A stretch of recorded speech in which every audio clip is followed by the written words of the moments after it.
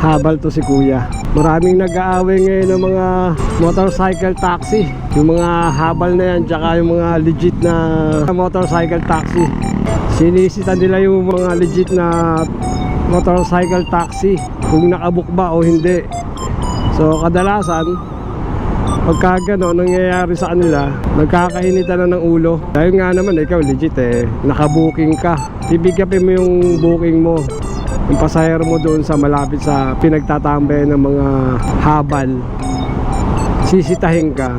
Syempre, anong karapatan mo, sino ka para sitahin? Sila dapat ang sisitahin dahil sila yung mga illegal illegal na motorcycle taxi. Mahirap sumakay sa mga habal na ganyan kasi wala namang mga insurance yan. Kumbaga lumalabas kolorum sila. Kung ano man mangyari sa pasahero nila, walang pananagutan ng driver na habal.